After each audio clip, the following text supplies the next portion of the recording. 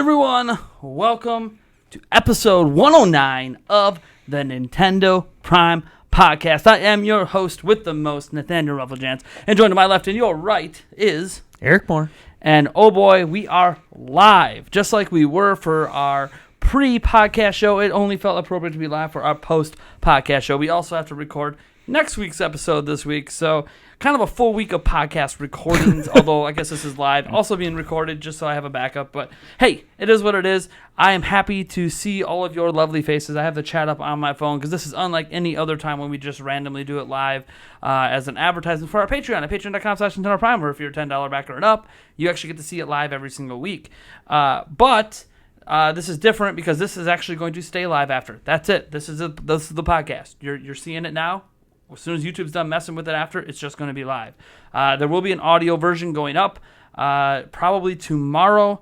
It'll just go up for our Patreon backers and everyone publicly at the same time. Our Patreon backers, all of their things start kicking in with the podcast starting next week. So if you're like a $5 backer, you'll get it early on Sunday again and all that stuff.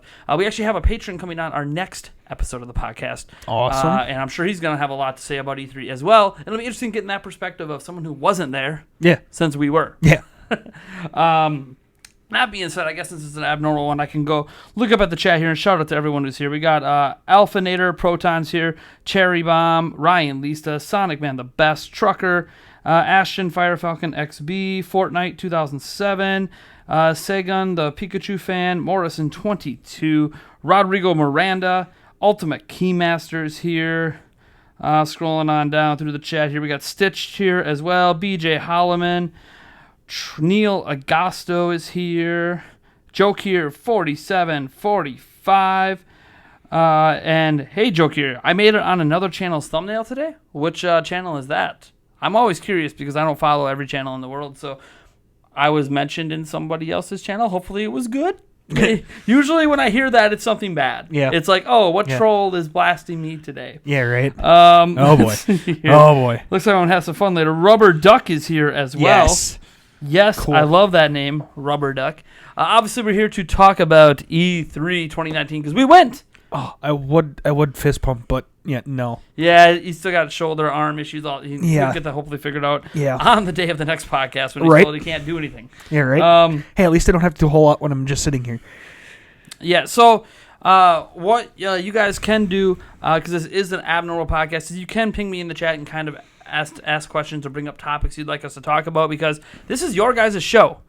We went, so we're going to talk about our experiences and some general things about different games and stuff like that. But if there's anything specific you want us to talk about, bring it up in the chat. I'll be checking the chat throughout this live part of the podcast. So make sure that we hit on the things you actually want us to talk about at E3 or from E3 because we played a lot of games. We don't even have the total yet. And this is, I guess, where I would tell you, all you guys, just like I told you the last time, I did a live stream, which I think was on Sunday or Saturday or something. We do not have the results of the betting special, so don't ask about the betting special. Yeah. We have no idea. I literally told you guys in the post on our community part that, hey, the results are going to come in 2 weeks. I'm not even worried about it until I get all the rest of my E3 content done. Once that's done, then I'll go back and start tabulating things, have Eric double check to make sure nothing's being cheated on, and all that jazz. And then we'll have the big debate over the Zelda Maker thing if it ends up mattering. Which we don't know if it will be. So, anyways.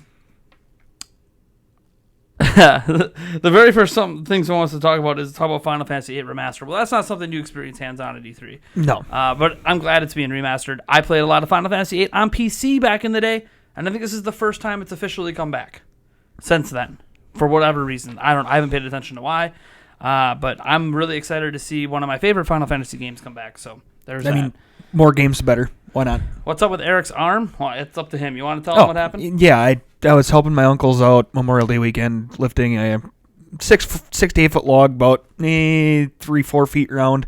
So probably anywhere between 800 to 1,000 pounds. Trying to lift that out of the water. Log. Yep. Went to put it above my head. They had a rope around it. They were pulling it. I had to let go because of rocks between me and the shore. Rope let loose, came back at me. I don't know if I just caught it and threw it away or what happened. It was all kind of a blur. And, now my shoulder hurts like a SOB. Awesome. Yeah.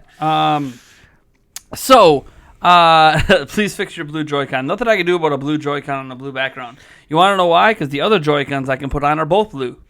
So do you want double the problem? Yeah. Double the issue, double the fun? Well, unless you're just saying, fix your Luigi's Mansion flashlight in your Link, which I can do, but I mean... And the Pokemon. And the Pokemon. Pins. Actually, no, that's going to be too shiny. Sorry. Too shiny. Yeah. So, actually, one of the first questions we actually had came up about Pokemon. So, I guess, first off, before I get to that part, because that was news that came out while we were at E3, we know what that news is. It's about the national decks and all that. But before we get to that, let's just talk about our experience with the demo, what we actually played. Mm-hmm. So, we played a gym. We assume it's an early gym. Yeah, it's got to be an early. It's a water gym. Right. Anyways, right. It's a gym. We got to play a gym. We got to go against Nessa. Kicked her butt. Really wasn't that hard to kick her butt. No. It would have been interesting for one of us to actually lose on purpose just to see what happens. Yeah, right. And it's not supposed to happen in the demo. Right. I don't know. Maybe they won't let you lose. We don't know. So, Eric, I've already done an impression video on this. What were your thoughts coming away from this demo where you had the puzzle at the beginning and had the gym battle, the Dynamaxing? Dynamaxing, yeah. Careful. You Mark Greenberg's gonna come in and slap me down for mispronouncing it. Right. I thought it was a great demo. It kicked the snot out of the Sun and Moon demo that we played. Oh yeah. Yeah, it kicked the snot out of that. But it was a different type of demo. Right. If Sun and Moon demo was a gym, we might have thought differently, but it wasn't a gym. It was true. The actual world. That's true. Let me tell you, I got some thoughts on the actual world, but get that in a bit. Yeah. But for what it was the puzzle was interesting. It really wasn't all that hard. They did kind of hide one of the switches on you to change the waterfall, but once you found it, it was relatively easy. Yeah, if you've seen our preview or any of the demo footage, the puzzle is basically you hit a bunch of switches to change water pillars that are blocking your path, and there's like red, yellow, and blue switches. Yep. So it's just a switch, hit the right switch to clear your path kind of thing. And you fought, it still was like a classic gym, you fought trainers along the way. So yeah, I think there was three. Just to kind of give three trainer fights. So you understand what he's bringing up here. three trainer fights. Yep. Which are all easy against one Pokemon. Yeah. You have 6, they have 1. It's not a contest. Yeah. It really wasn't. And then, going into the actual gym leader battle, I like the arenas. The arena is a really nice touch. Yeah, I like the arena. The only thing I hate about the arena setup is it makes me want an actual tournament rather than a gym. Oh, battle. Right. I mean, I'm not saying there haven't been gym battles like in the anime that are taking place in arenas. There have been, but I think every gym battle in this game is in an arena. And to me, arenas are that's where the tournaments happen. Yeah. And we've never been I shouldn't say we've never been. I haven't played every single Pokemon game, so maybe there has been an arena tournament at the end. And I know there's been tournaments, but I mean in an actual arena. I don't know. That's just me. We probably get it in this game. Just makes me want a Pokemon Stadium, but to be. I mean, we want to go that far. Yeah, Coliseum Stadium. Either way, right. Bring it on. Right. But the Dynamaxing, interesting concept. The whole making your Pokemon larger and the strategy behind that, and then you get a new moveset that hits harder, your defense is up. And that'll last either 3 moves or until your Pokemon faints. And you can only use it on the one Pokemon per battle. Yeah, I'm going to be honest. Just thinking back on some prior experiences in Pokemon I've had, I don't really get how Dynamaxing is different than Mega Evolutions, besides the fact that you can do it to every Pokemon. Because Mega is temporary too, and new movesets, and you're more powerful, and your defense is higher. You're just not the size of a football field. The presentation is different, but to me, Dynamaxing just feels a lot like you can just Mega Evolve everyone. Right. Yeah. And I don't know. That's just my sure. I think it's interesting, but I don't. Are they out of ideas? That's their big idea of this game was Dynamax. Get rid of Mega Evolutions, get rid of Z moves, but you could Dynamax it out, which I think is cool for raid battles.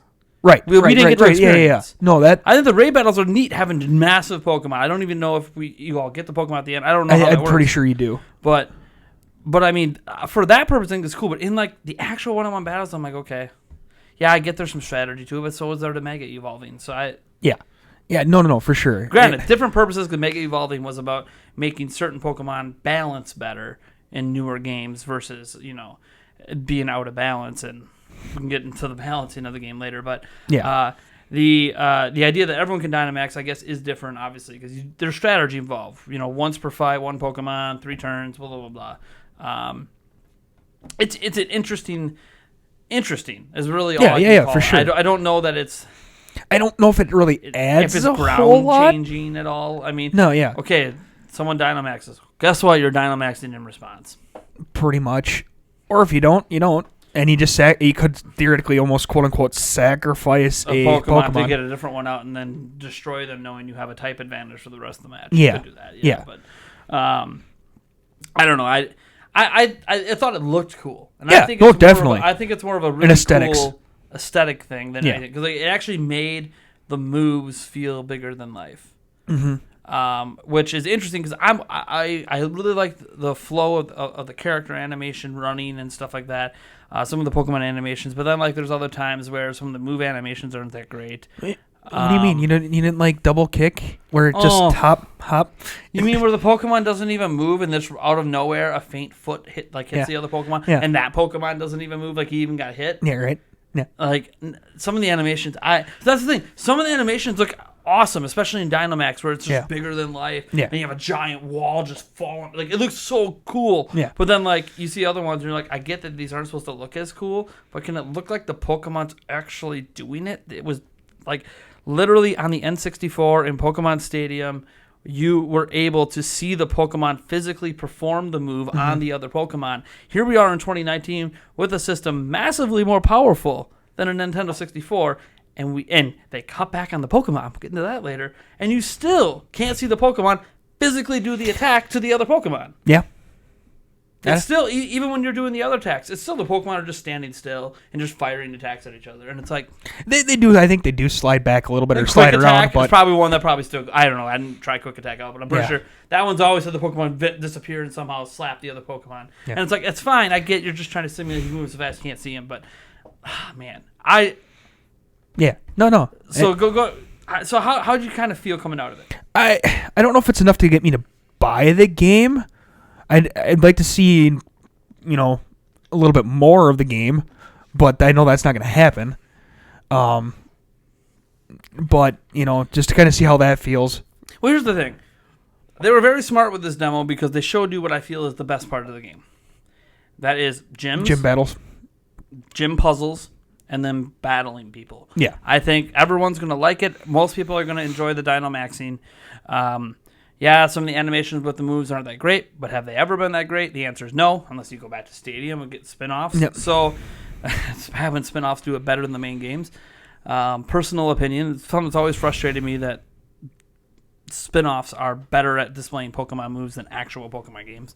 Just a personal pet peeve I've always had with Pokemon. But I think everyone who played the demo liked it. And I remember at the time, you got done playing and you're like, oh, I might end up buying this now, which you weren't even in the ballpark of even considering buying it. So that was great. And my reaction was, oh, this is amazing. I'm going to get both games. It's going to be whatever. But then we learned more about the game as apparently Treehouse stuff was going on, of course. Well, we were on the floor, so we didn't know what was happening pretty much until we got back here.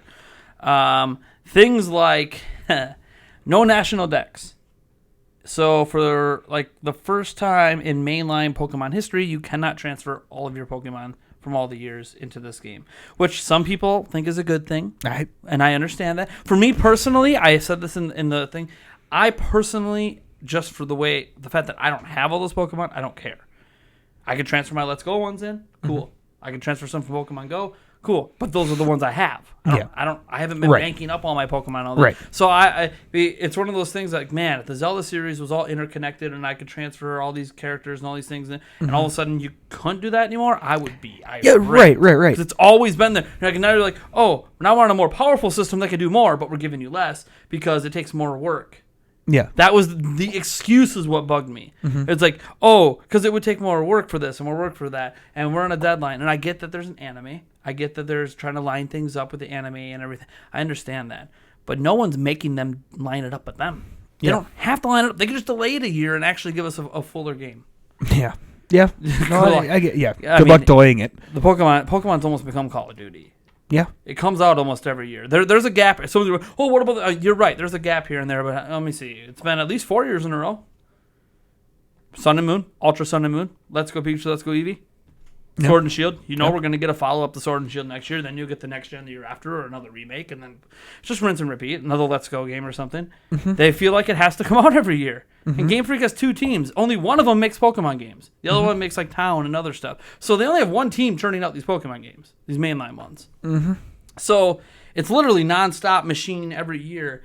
And when it's on a conveyor belt like that, of course, eventually... Once they actually have to have the power and have to put effort in, they're not going to put the effort in because they don't have the ability. They don't have a big enough team. They're spending a year making these games. Yeah. No, I get it. And you can be like, oh, but it's been in development for 2 years. Yeah, but they also were making another Pokemon game at the exact same time. So it's like they didn't really have their full team working on it for 2 years. Right. It's not like Zelda, where like the full team is working on Breath of the Wild 2. And Grezzo is making Link's Awakening remastered. So it's like they're not distracting themselves. They have the one game they're working on, and they're having someone else take care of other things. That's not the case with Game Freak and the Pokemon Company. Right.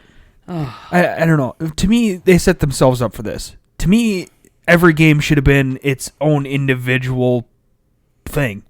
Well, where it had its own individual Pokemon, it had its own individual everything. I know I'm going to probably get slaughtered for that thought process. I personally would have preferred that. I would have preferred it to be Zelda, where it is self-contained. Yeah, you have like Ultra Sun and Moon, fine, connected. That's fine. That's like Majora's Mask and Ocarina of Time. Right. But each one being its own thing would have been completely fine with me. But unfortunately, that's them anyways. That's not how they did it. And I can understand like adding story ties in.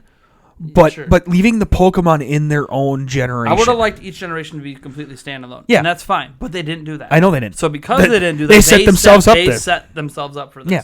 And it's not just now. They said going forward, we wouldn't have full dexes. So it's like they just know, hey, we're never going to give you a full dex again.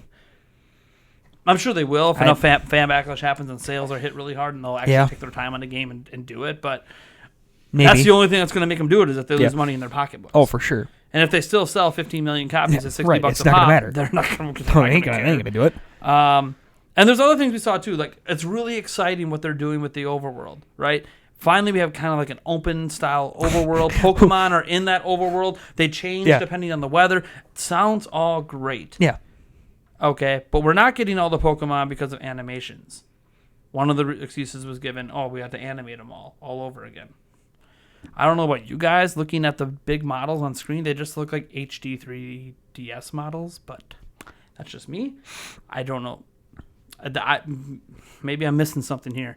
But, like Wingull. So, it's a seagull, obviously. You see footage of them out in the field, and it's literally just a stationary thing going like this above the grass, turn like this, turn like this. There's no animation. And I get that seagulls glide, right? They don't glide 12 inches off the ground. Oh, Lord. It is bad. And some of the textures, at the time I was giving it to, they're trailers, compressed video. Right. No. Some of the tree textures, people took some of the tree textures in that overworld, they were comparing it to Ocarina of Time on the N64. Not even Ocarina of Time 3D on the 3DS. N64. Some of these polygons in this game are N64 level in 2019. Youch. In 2019, we're not even talking 3DS level. That's the dead. It was bad. Ocarina of Time's textures on 3DS were better. I don't know. Here's the thing. I'd be fine if this was like Yokai Watch, or heck, Yokai Watch looks better in some regards. But I'd be fine if this was like a smaller developer, right? You're talking about an indie developer, you're talking about a B-tier developer that they release them all, like Kirby. It's not really viewed in the upper echelons of Mario and Zelda, right? It's Kirby. So you get it every year, kind of looks the same, blah, blah. Okay, fine, whatever. I wish it was something different, but you can kind of understand, not as big a budgets, whatever. This is this is the second biggest video game IP in the world. Biggest, probably, if you include Pokemon Go in the mix. Yeah. Mario is the only thing that's bigger. There is not a single IP in the world that has sold more copies of a video game than this series. Not counting all the Magikarp jumps and the Pokemon Go's and all the stuff they've had in between that is also so well. When you have the second biggest and biggest profiting IP in the history of video games. This can't be acceptable. No. It was fine when it was 3DS. See, you could tell they reluctantly are releasing a game on Switch. They didn't want to have this kind of power at their hands. Because they knew they couldn't handle it. Because now they can't be lazy anymore. Except they still are. Oh, but we gave you the open world. But you gave us an N64 open world. And even there, the birds had animations. I don't know. I haven't seen any of that, so it's bad. Yeah, so it's and there's other things like, certain Pokemon appeared in certain weather. Okay, it's snowing out. Why is Machamp walking around? Yeah, that's a good point. There's literally a giant Machamp just walking around out in the snow, and I'm like, that's not no. Yeah. Machamp. If you know anything about Machamp, he wouldn't be out in the snow. That's not his kind of weather. No. So even some of the weather things and when the Pokemon appear just don't make sense. I don't know. That's kind of nuts. And here's my thing. A lot of these things were probably problems in prior Pokemon games that we could just overlook. Because it's handheld, it's 3DS, there's not a lot of power, so not a lot of expectations. But like, even when they had to reanimate 700 plus Pokemon, the last time they had to like remake all the models and reanimate all the characters was in X and Y. And they did it with 700 plus, so now that it's like 80 more than that, you can't do it now? Yeah. Again. And they made all the textures in HD in the first place. They did that to themselves. I don't know. I mean, I do feel sorry for the players, but at the same point in time, you guys are the ones. Doesn't bother me. Here's the thing: I haven't been the one buying it all these years, supporting these kind of crappy practices. You guys have been. Well, not all of you guys watching, but like the Pokemon fan base, you've been supporting all this. You just didn't realize it was this bad and how lazy they really were. In fact, there are people still defending them for Sword and Shield, and I'm just like, guys, how can you defend N64 level textures and 0 animations on a Pokemon in an overworld, and the bike literally clipping like every time you drive it on the water, because they have a bike that you could drive on the water and then it'll automatically convert when you get to land. Well, when you get off of water, it clips half the tire through the ground. It just stays that way until you get off the bike and you can get back on. Then it fixes itself. And I get that the game's not out yet, but it's like, how can we keep this is 2019? Yeah. That's how can we ridiculous. excuse this? That's a bit ridiculous. And again, I'm sure the towns look fantastic. All the gyms are probably great. The battles, they feel like Pokemon battles, even though, again, we talked about even in the demo, double kick, and there's just some laziness going on where, why isn't Pokemon, we're not, granted, it doesn't, the moves looking fancier doesn't change the strategies, right? So the core gameplay could stay the same. But I think it's not beyond us for the second best-selling IP of all time to actually take its visual presentation seriously. Yeah. Is that really asking too much? You're already taking the time to animate out the attack, so why can't you just make it look cooler? Yeah. I don't know. Because they don't have time. Yeah. And they won't hire enough people to try to make it in the time frame they have. Game Freak can, put it this way, if any company can afford developers, it's Game Freak and the Pokemon Company. You don't have the second best-selling franchise of all time and not be... They could be able to afford a 500 to 1,000 person team to make this game every year. Easily. You don't put out Pokemon Go. Probably off the Pokemon Go residuals they get right. from Niantic, they could probably afford to do that. Yeah. But they don't. See, and here's the thing. This is where you really start to realize that... And this was frustrating because Pokemon is so tied to Nintendo, right? They own part of the Pokemon IP, part of the Pokemon Company and part of Game Freak, but they don't own a vast majority of it. So they can't. Really put their foot down. You could tell this is not a Nintendo studio because Nintendo would imagine if they let this happen to Zelda. Oh God! Imagine they put out an N64 level of detail in Breath of the Wild. Yowzers! With we're gonna advertise. We have a physics engine, except the animation on the physics is Minecraft. That would be unacceptable. Nintendo would never accept that level of detail in one of their first party made games. Heck, I hate saying this. The Kirby game on Switch, I don't even remember what it's called. With the friend circle. Kirby Star Allies. Kirby Star Allies. It's better animated than Pokemon Sword and Shield, and it's a game that only sells 2 million units every year. I don't know what to tell you. What are they doing with this money? I don't know their salaries. Are the CEOs just pocketing? It's a definite possibility. They have more money than probably all of Activision and EA put together. Well, I shouldn't say EA. EA's got a lot of money from FIFA. But more money than probably Activision. And it's from one game. Mm-hmm.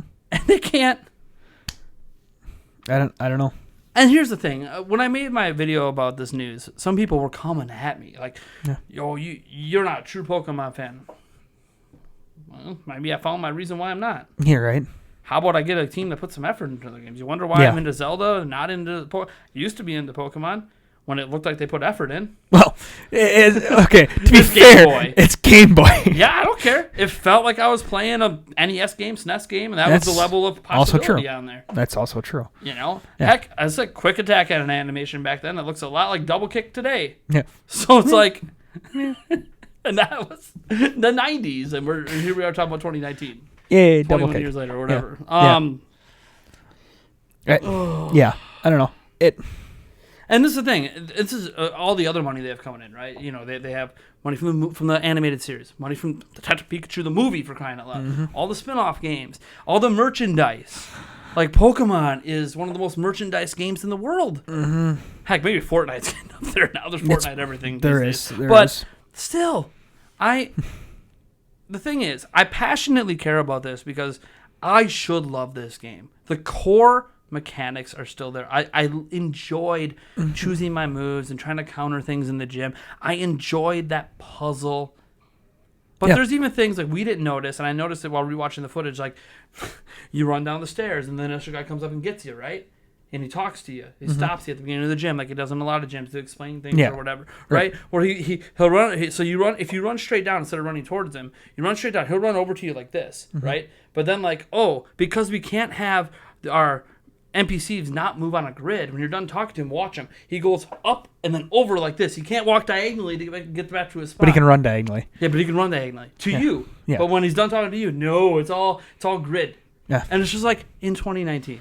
Why are we getting grid movement in 2019 in a game that isn't? I mean, honestly, it should be a container and just free movement. It shouldn't look so funky with him clearly being off his path and then trying to. There shouldn't be a path.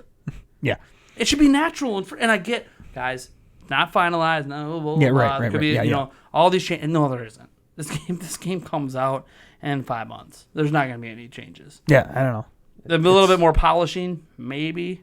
Maybe there's some Pokemon that animations aren't done, but they're anything like double kick. I really don't care. Yeah. You might as well just make it a text-based game at this point. Get into the Pokemon battle, just select move. Oh, it does damage. That's all it really is. That's the core mechanic. You don't really need the animations. Theoretically, you're not going to put the effort in, and at least make it old school. Kick it back to text games. People might respect you for that. Be like, hey, type it out. They're remembering when you said type out your moves. Yeah. Yeah. / double kick.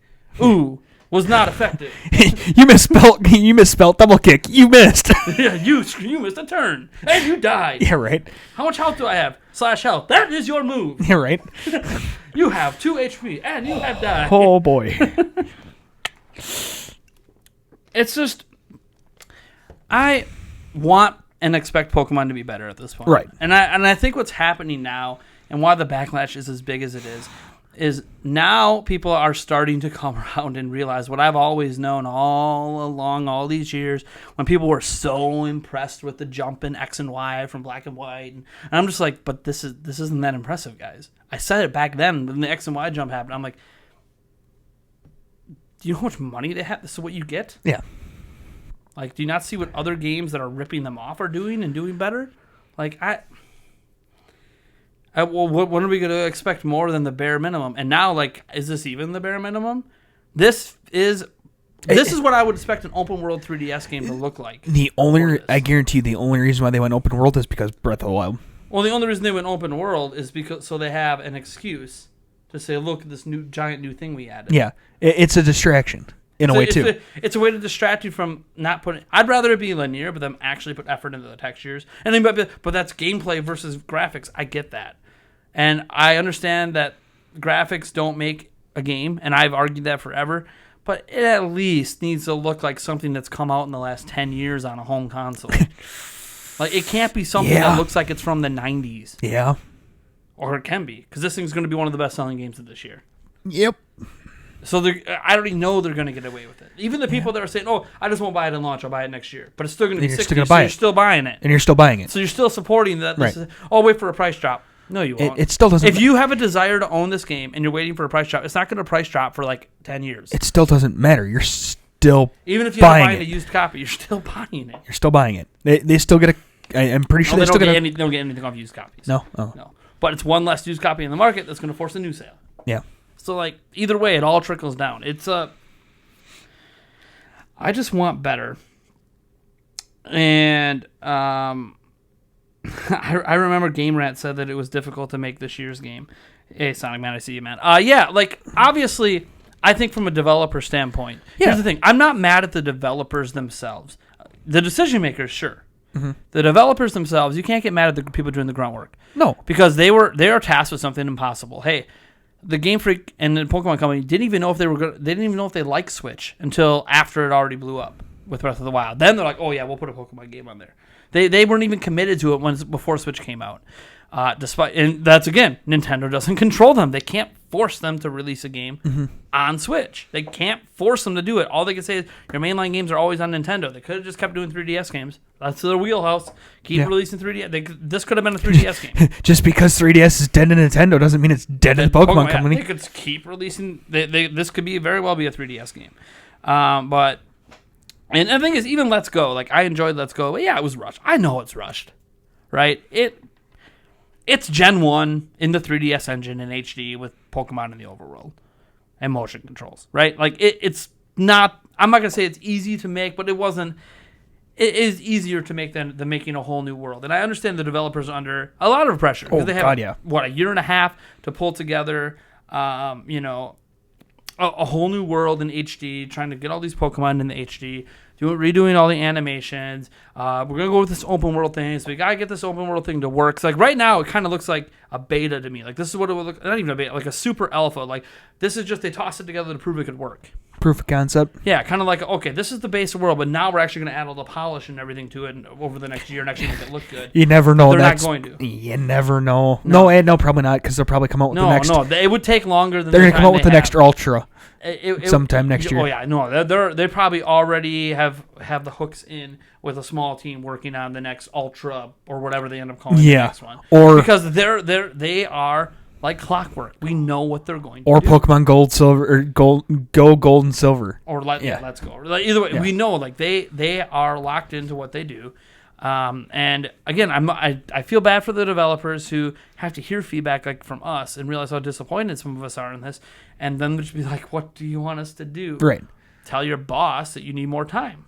Yeah. But your boss ain't gonna give it to you. Oh, but we're Bye. What did Masuda say? We're on a deadline. And the only deadline you have is the one you set yourself. You are the Pokemon Company. You set the deadlines. So move it. Oh no, it doesn't line up with the anime anymore. The people who play the game don't care. Most of us don't even watch the anime anymore. I don't know. I can't speak to that. No, but yeah. It's true. Like, when you go in the Pokemon community, yes, there's a lot of you guys still watching anime. I get it. But a lot of people don't even watch the anime anymore. They just play the games. Yeah. It's always kind of, even back in the day, like, not everyone that played Gen 1 watched the anime. It's just, yeah, it's cool, but guess what? Gen 1 wasn't really connected to anime. Not till Pokemon Yellow. Yeah. Yellow was the only thing that really connected it. Without Yellow, Red and Blue have nothing to do, really, with the anime at all. They aren't related in any way. They're just... They have similar characters. well, let me see. The anime is based off the games. Yeah, of course. Right. Like, it's just... My feeling in all of this is that at one point... It's not going to be this game. How many more games like this is it going to take before the fan base starts to actually deteriorate for Game Freak and the Pokemon Company? Because nothing's going to change until pocketbooks they finally get a new generation, not like the next, not like Ultra or whatever, but a new generation that doesn't sell, even 8 million units. Mm-hmm. It does Splatoon numbers, which are still really, really good, but for a new generation of Pokemon is garbage. Mm-hmm. I don't know. It'll be interesting to see. Each game starts selling less and less and less, and I don't know. Maybe I'm being too presumptuous. Maybe this will happen. Maybe there'll be enough people that boycott this game. I don't know. There's a lot of. It's laughable. It seems to be like there's a lot of fanboyism out there, too. That there's a lot of hardcore fans that nothing can go. Nothing can be wrong with anything. As I said in my video, and it's like, oh, you need to get a life, this and that. Like, video games shouldn't matter that much. I'm like, guys. It's called being passionate about something. I care also paying $60 for it. Well, yeah, but here's the thing. I care about video games on the whole. Yeah. Even if it's not a game I'm not into, right? Like, I'm not the biggest Pokemon person, but I kind of enjoyed the demo a bit and was hoping that the rest of the game could live up to it. Right. Doesn't really seem like it. Seems like it was a smoke and mirror demo. Here's a really good vertical slice of the game, but then, hey, we're going to show some more of it, and it doesn't look so good. Yeah. And the news on it, like, no national decks. No plans to have a national decks in future games. The explanation, because we're lazy. He might as well just said we're lazy.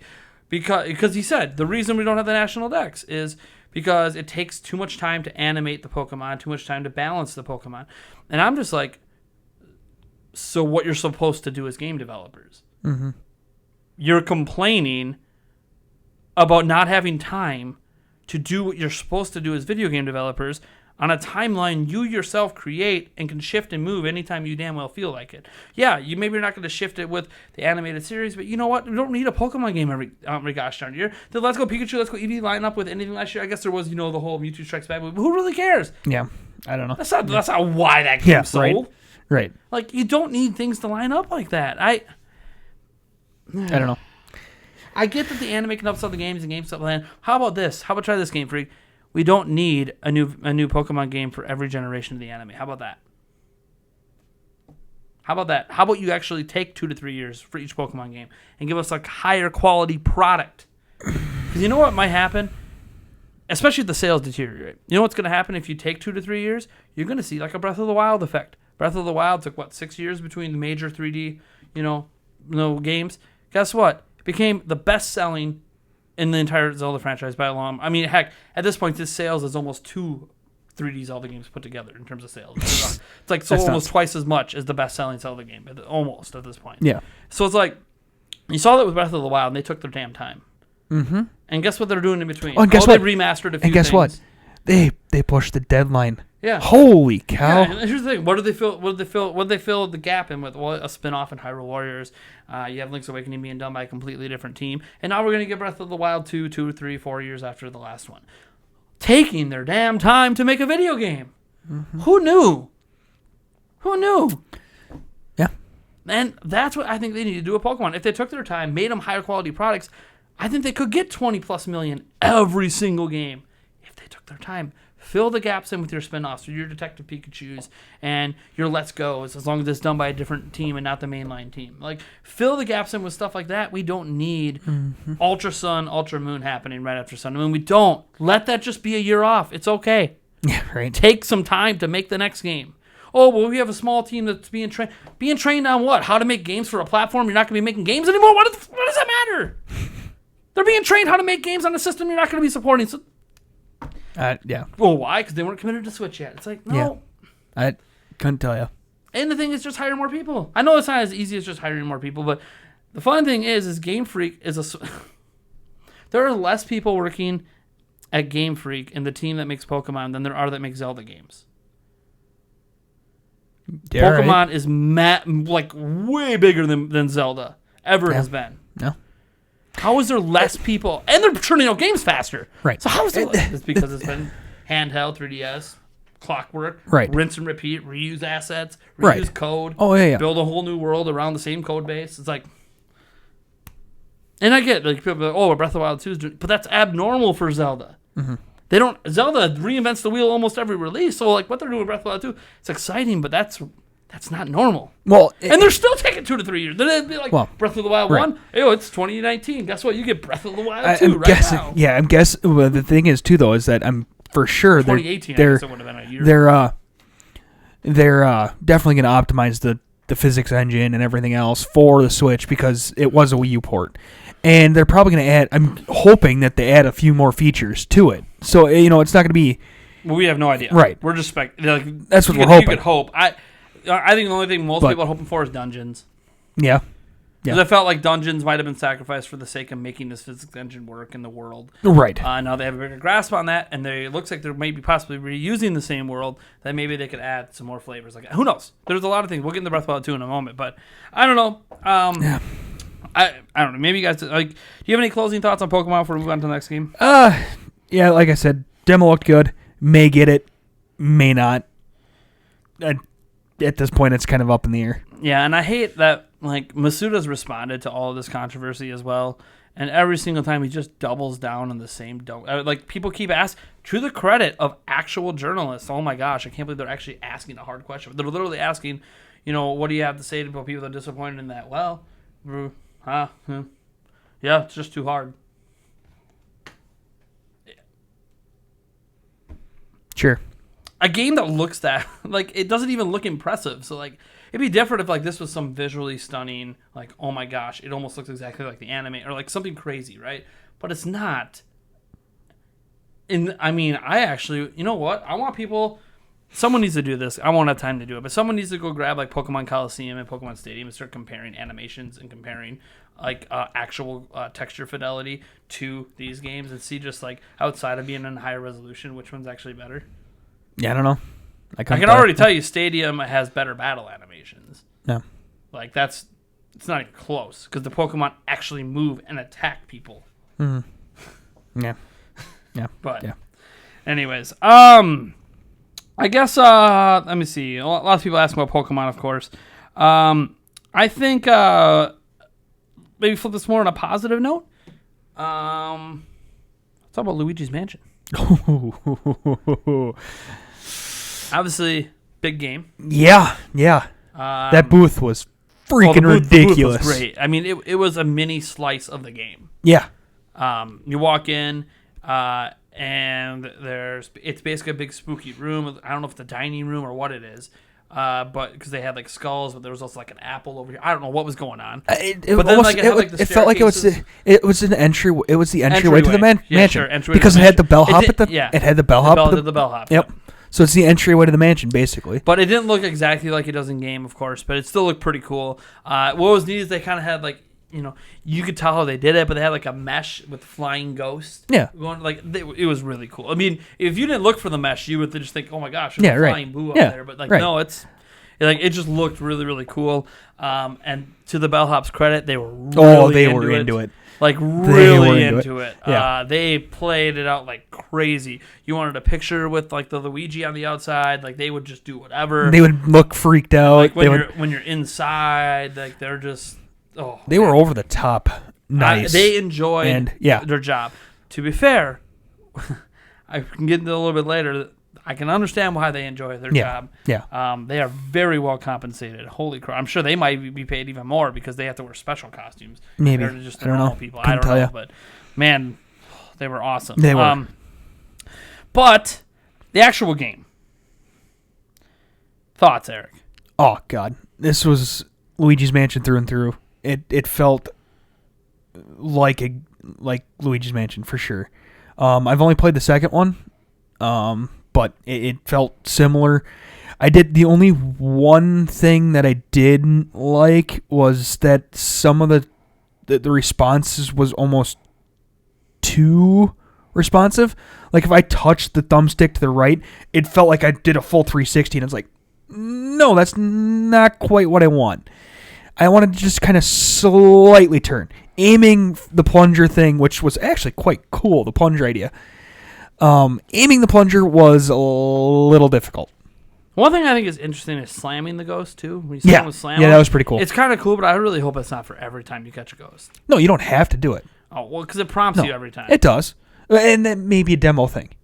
I don't know. To remind you that you can't slam the ghost. I did it every time because it kept telling me to do it, and it's the prompt's there. No, I had one where I just sucked it up. I didn't actually hit the. I completely forgot about slamming it, and it just sucked it in. I'm like, oh, right, okay, that works too. But I mean, it's a cool mechanic. At least, it does sound like it's optional. I guess, it is kind of fun though to sit here and just take a ghost and just smoke another one with it. So you said the controls were a little finicky. How was it the second time? Because we both got to play it twice. So what did it feel like you the second time around? Still a little too touchy. Okay. One of those things that it wasn't as bad as the first time, but like I said, it was literally, I felt like I touched the right thumbstick and I was going 360s. Multiple 360s. What I wonder is, one, obviously, one thing you have to remember is we're in a demo situation. Controllers are handled by thousands and thousands of people, so they're not the greatest condition. No, for sure. But so that could play some role in it. And I really agreed with you, especially the first time around. Holy crud, especially the plunger, really touchy as hell, spinning like crazy. but it really wasn't a problem for me the second time around. I started thinking to myself, this could be like a mouse DPI thing where like you go on one that's really high and it just feels like it's moving crazy fast, but then you get in a situation where you actually need that sort of kind of twitch movement, and then it makes sense. And I'm thinking there's going to be moments in this game because there was times like the one room you went in and there was like 3 or 4 ghosts. You take out the one and then like 3 would pop up. And if you're in a situation where there's like 8, 10 ghosts on screen and you need to bust out that plunger, for half of them and they're all coming at you, like I could see where that twitch movement, like it sounds crazy spinning so fast, but you're going to love just to be able to like lightly touch and you're like right on the right spot. I think it's one of those situations where how touchy it was and twitchy it was doesn't work well in that given area, but in harder parts of the game, it might actually be more it's a effective. definite possibility. Well, again, this is speculating on something that we haven't seen yet in any of the gameplay, but No.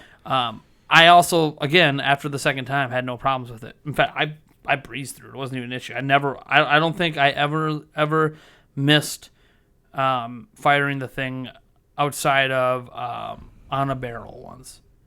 I misfired, and that was my fault. I really wasn't even aiming at the barrel. I was just firing it because I just like shooting the Right, the plunger was fun.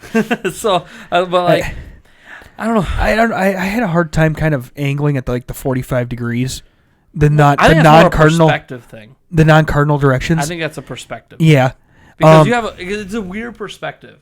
Because like you're looking at it sideways, but sometimes it's like sideways and like top down, and then other times it's completely sideways and zoomed out. And I think there's a lot of like even when I think about imagine if you can move in a 3-dimensional space and say like Zelda 2 instead of it having to be flat screen.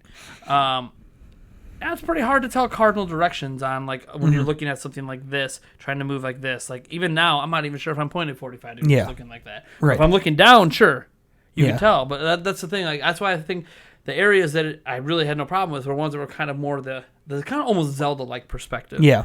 But then when it went like this, it's like, well, which was the boss battle, which...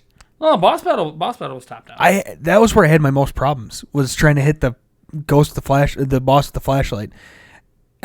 For some odd reason, I could not hit the 45-degree angle. I couldn't. For some weird reason. I had no problem with it. I don't know what the heck it was. Line it up. Because in that boss fight, like, he goes around in a circle, goes around, does his thing. Oh, God, I wish he would freaking attack sooner. Oh, my God. He went around a freaking... takes forever. But then, like, he gets to a spot, and then he sits there, and he's, like, doing some animation, and you know he's about to get to you, but you have, like, 4 seconds to line up your light. And you could just keep, and like literally, you could do a flash early to see, oh, my light's pointed off to the left or right. Yeah. And I did. I would do an early flash and be like, okay, is it hitting his face? No, not quite. Okay, slight. All right, I'm good now. So it was easy to readjust because that particular boss, I'm hoping, future bosses probably won't give you as much time, but that particular boss kind of, once you know how to beat it. Yeah. Like the first time I fought it, it was a little bit more of a struggle. The second time, I knew what I was doing, so it was nothing. Like, I think I think it's funny, in my actual preview for the game, I mentioned that, you don't even use the plunger in it. I'm like, oh, wait, rewatching the footage, you do use the plunger in the one. I just forgot about it. At the back end at the second phase. Yep. And I was just like, I mean, it wasn't that memorable. The first phase is what all I remember. The second phase is like fighting any other ghost. Right. It's like fighting a ghost with a shield. Oh, okay. You wait for him to spin, and then he gets dizzy. Geez. He has a shield. Okay, you wait for him to spin, flash him the light, suck him up. Cool. Yeah. Yeah, pretty much. Yeah. But overall game aesthetics, beautiful. Well, way better than it looked originally. Beautiful. A lot more detail in it. I like the detail. I like the puzzles. Mm-hmm. Oh, the puzzles were great. And some of the most difficult puzzles aren't even like just advancing to the level. It's like finding the extra stuff. Yeah. Oh, yeah. That's still mad. Fun. What? We were promised something extra for finding the damn swords, and we never got them. Probably referencing the dang flashlight the whole time, trying to get us all psyched up for it. Yeah.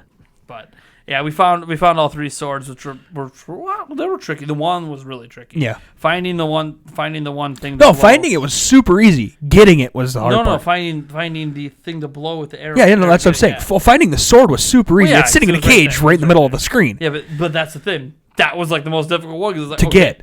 Yeah. It's like, how do you move that thing or get it down, or do you? And then like there's this thing over on the right that if you hit it with your vacuum, like it'll start dumping water. What the heck does that do? Yeah. It does nothing. It's a trick. Right. But you think mentally, you're like, okay, so I know every time I do that, water dumps out. That has to be something. Yeah.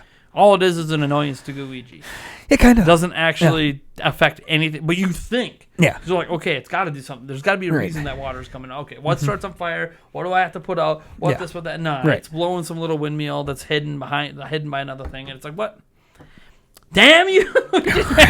Right. But that's what I loved about it. The fact that I could get stumped like that. Yeah. No, in for sure. In just a demo. Like literally, I found everything there was in the demo. Over my two times playing, I found all the hidden items. Pretty much. Well, it helps the second time. That's all we were worried about was hidden items. Right. We didn't care if we had time to beat the boss. No. I still beat the boss anyways. I think, were you almost there? I was almost there. Yeah, I literally did the killing blow, and then he was going, oh, and all of a sudden, thanks for playing. Yeah. I'm like, good timing. Yeah. I just got him down to the second phase when I quit. All I can say coming away from, especially my second time playing that game, is, man, oh man, Luigi's Mansion 3 is amazing. Mm-hmm. It is, so far, from what I've played, everything I wanted Luigi's Mansion 3 to be. Mm-hmm. So we'll see. See how it holds up. See what happens with Professor Egab. We'll see what happens with all the missing Mario characters. How it feels going from different stages. Like, this was a medieval theme. We were told there's different themes. Yeah. I love medieval themes. So of course, I love the story of how Luigi came to be. Oh, geez. With the ectoplasm from the ghost, and then Dr. Egad spills coffee, and that's into the ectoplasm, and that's how Luigi was born. And you're like, all right, cool. And apparently people were asking if Luigi could be eaten, and it's like, okay, sure, why? I mean, that was kind of the response was like, yeah, I guess you could, but why does it matter? Well, and I still stand by my absolutely crazy statement that I think Luigi's Mansion 3 could be my game of the year. Whew. Yeah. Now, again, it's a crazy statement, especially since now I don't know if I'll be buying any games the rest of the year after getting my son his birthday present. that pretty much ate my gaming budget for the year. But if my financial situation changes or whatever, and I get to play the amount of games I want to play, which is a lot. It's like 30 in the second half. Yay. I don't know how I'm going to come out with $3,000, but right. But it's going to be interesting because here's the thing. I don't think Luigi's Mansion 3 is realistically winning any critics' game of the year. No, probably any not. major online critic. It's not going to be even a candidate at the Game Awards. Let's just be honest.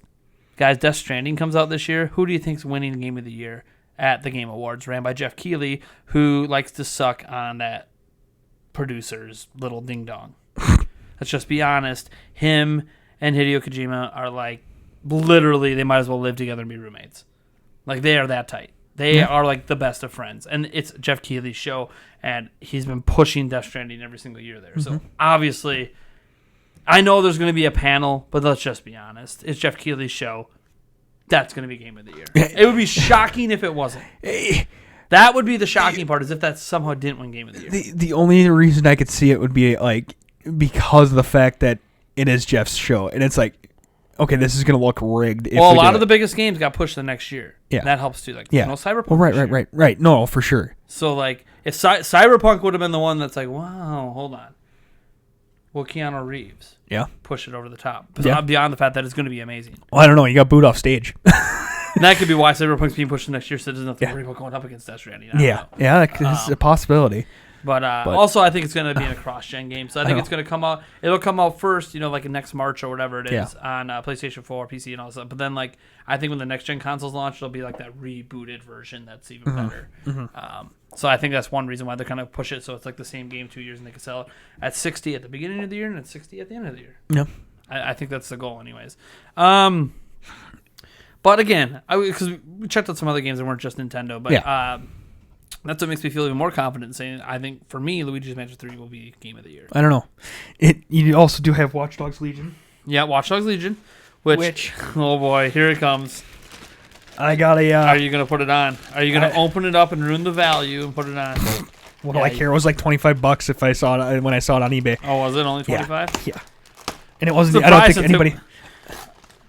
I was wondering if it did. I should ask Superman Dave if they can handle anything for seeing Cyberpunk, because very few people got to see Cyberpunk. Well, yeah. It was like impossible to get in line. The thing that it was the only line that was harder than anything Nintendo. Yeah. Well, I don't know. Watch Dogs might have been long too. I'm not sure. Yeah. It seemed long. I don't know. I got the fast pass. Well, and it was just a showing, so it was Yeah. a group of people at once, which a lot of things were. I got kind of screwed out of that because the power decided to go out. Oh, jeez. Yeah. So. Hey, at least you weren't in the Cyberpunk 2077 demo when Keanu Reeves was there and the power went out. Right, and then got booed off stage. Yes! Duck your head down so it gets all on camera. Okay. All right, seriously, someone needs to take this and turn it into an emoji for us. There's a silicone packet in here. Yes! For your health. Right, and it's right next to my mouth. Now pull the flare and see if it's real quick. Fire off a flare. Oh, hey, there's two of them. Yes. Ugh. Why not? I think I may have just found my Halloween costume. As an unbiased snap, I said Luigi's Mansion 3 probably won't even win Best Family Game. I don't view it as a family game, though. So you can play with other people. It's got co-op throughout it. But personally, to me, a family game is more like what Pokemon is. It's more like, I don't know, more party-centric games. Games that are meant to get your family around the couch and play together. I know you can do that with Luigi's Mansion 3, but to me, Luigi's Mansion 3 appeals to a much more niche, hardcore crowd. Right. Let me tell you, my fiance is not excited for Luigi's Mansion 3. Like she would be a new Super Mario Brothers. My parents don't even know what it is, but they know what Splatoon is. They know the games that are actually family party games, are games that families kind of seem to know about, Just Dances and stuff like that. Yeah. This is not that. This would be more so up probably for, action adventure, or I don't even know. I mean, the only thing I will say is in the demo, if you're someone who plays Luigi's Mansion for horror, I wouldn't classify it as a horror game anymore. No. Luigi's Mansion 1, it had a little horror aspect to it. This demo had there was not any jump scares that really got me in this one. Could be later in the game. Yeah. But there was nothing in here that really, and the art style didn't really scream, "Oh, I'm trying to scare you," either. Right.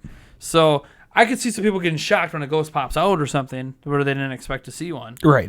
I'm always expecting to see one, so Yeah. I mean, but I don't know. To me, again, it's all personal opinion. I don't expect any of you guys when you get to the end of this year to look back and be like, "Oh yeah, Nate was right. Luigi's Mansion 3's game of the year." I don't think anyone's going to have that opinion but me. No. But that's how impressed out of everything I touched, even Borderlands 3. I was most impressed by Luigi's Mansion 3. Borderlands 3 was good too. After the second playthrough. First playthrough, I thought that's when I made my initial statement, it might be game of the year. After the second playthrough, I was solidified. I just played everything else. It was like the last game we played. Yeah.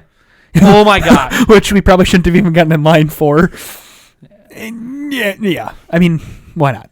But man, was it amazing. And I'm saying this in a year that there was a Zelda game present. Yeah. Link's Awakening. Yeah. Which was good. Really good. Link's Awakening. I've said this before. Say it again. It was my first ever Zelda game. It's the one, if you guys have heard my story before, that I beat up a kid on the bus, and that's how I got introduced to Zelda. I know I was a bully for a little bit one time in my life, and then I got bullied for the rest of my life, so I guess I paid for it. But Link's Awakening is special to me because of that. Zelda's my favorite series, has my favorite game of all time in it, in Breath of the Wild. Link's Awakening was what started it for me. Everyone who's ever played who's really into a franchise always remembers their first game, and it always, even if you don't think it's that good anymore, it always is something special. There's that nostalgia flavor to it that you're never going to let go of, because without that game, you might not be into that whole series. And that's what Link's Awakening is. So obviously when I see, oh, it's going to be remake, remaster, whatever they're doing, reimagining, I'm like, yes. Heck yes. So for me, it was a lot of, does it hold up and is it faithful to the original game? Yeah. It's arguably better than the original game in terms of gameplay, because there's more buttons now. So you can have your sword and your shield always mapped to A and B, and then map two other buttons to other items, which is a huge thing you couldn't do in any of the prior versions of Link's Awakening. So that, to me, makes it a better game, even though it's really just makes it less tedious. But that was the only thing that sucked about the game, is you were you spent a lot of time in the menus flipping items all the time, and because I need my sword, I need my shield, I need this, I need that, for this one thing I need this, but then I gotta put my sword back out, and this that was the one thing about Link's Awakening. You spent a lot, because of the limitations of the Game Boy, only 2 buttons, so you spent a ton of time in the menus, but this makes it better to me. The big thing with this game, to me, is I've seen two criticisms. One of them is 100% subjective, and that's art style. You're either going to like the art style or I liked it. I mean, I don't think there's going to be much middle ground. You're either going to like it or you don't. There's not going to be anyone, then it's okay. I think it's just, hey, look, you like it or you don't. Yeah, it's kind of plasticky, but the entire game is that way. It's consistent. Yeah. So it's you either think it looks cutesy and you enjoy it, or you're like, oh, you ruined my game. I don't like it. Okay, cool. I don't think there's really any argument to be had. You could prefer it to be a different way. This is the way it is. You're going to like it or you don't. I don't really think there's any need to debate it. But the other thing that I find interesting, and this is hard for me because I'm trying to look past my own bias towards Link's Awakening, is there's a gameplay aspect to it that is exactly the same as it was back in the day that some people are noticing and not liking. The movement of Link is not free flowing like it was in A Link Between Worlds, where it wasn't like set on a grid of 8 or 16 directions. You could literally move freely all over. Mm-hmm. I didn't notice this while playing at the time because it just played like I expected it to play. Yeah. I don't think about these things while I'm playing it, but when I review the footage, you're like, oh yeah, Link's only moving in 8 directions. There is no 16 directions, not even twice. Like it's just moving 8 directions. It's not free. Mm-hmm. And I went back and played a little Link's Awakening after and realized this is exactly like he moves in the original game. And it doesn't bother me because, to me, that's faithfully recreating. Right. I mean, that's making this more of a remastering than a remake. It's a new coat of paint. Mm-hmm. But otherwise, it's the same game with some extra content like the Dungeon Maker. And that doesn't bother me. It might bother other people for $60, but it doesn't bother me. But I have bias, and I know that. So I guess I'll throw it to you. I honestly didn't even notice it either. Like, the only Zelda you've played, 2 Zelda games, I'd say in depth. Breath of the Wild the most. Yep. And then Triforce Heroes. Yep. And Triforce Heroes was a lot more free flowing because that used. And even then, I mean, I played a little bit of like back in the 64 age, which is again more free flowing. You're out in the middle of a wide open world, basically. Mm-hmm. So, you can run in any direction you want. To me, the style of game that it is, it felt correct. Sure. It felt fine. I didn't notice it. I didn't have any problems with the movement. I didn't see it because it felt like that was true to that game. Yeah. And not having played it before. Well, the thing is, did you even realize that was the case while you were playing? No. So that's a big thing. I think, that's the thing. Because it played like I expected Link's Awakening to play, I didn't notice it. But I wonder if I would have noticed it anyways. Because it's one of those things that I think when you're watching it, it's more apparent than when you're playing it.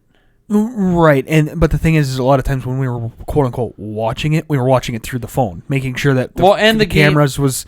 Well, yeah, but still, I mean, I watched the footage after that. I edited everything. I didn't watch the footage. So afterwards, you could tell by watching it, but the game's also built that way.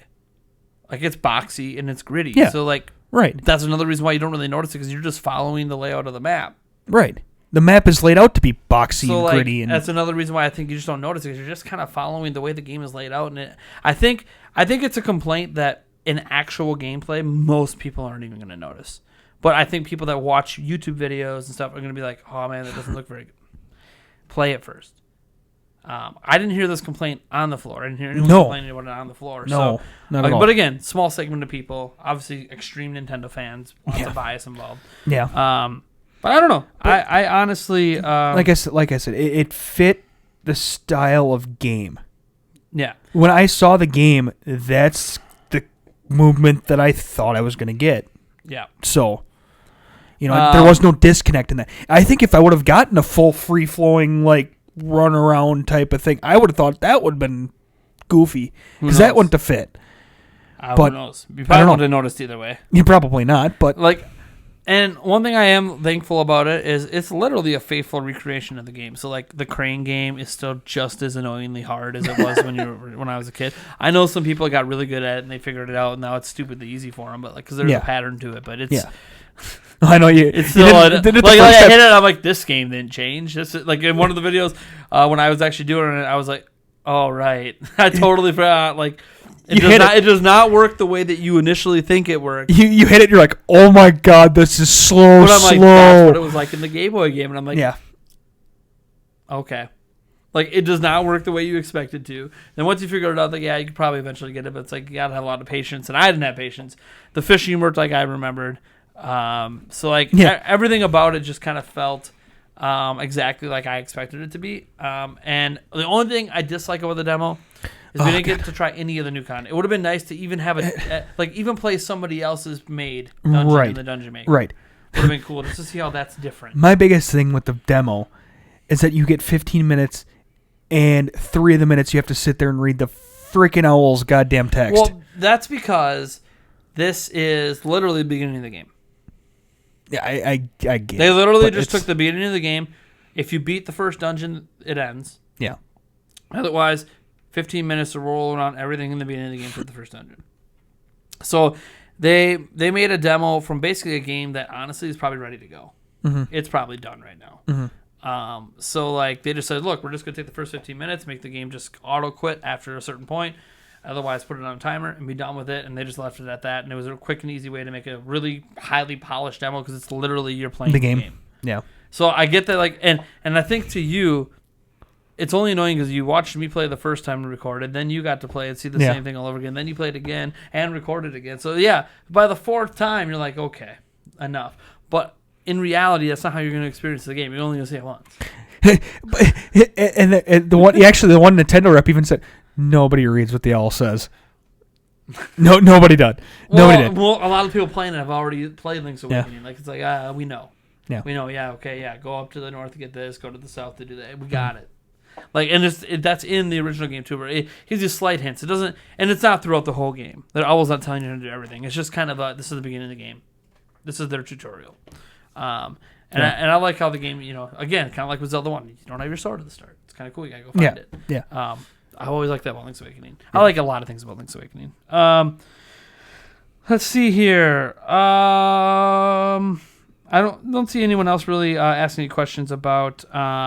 So is there any other games you guys want to talk about? Because we play a lot. Marvel Ultimate Alliance, New Super Lucky's Tale, Resident Evil 5. That one I actually surprisingly really liked was Super Lucky's Tale. Blades on Switch we played. Obviously Borderlands 3.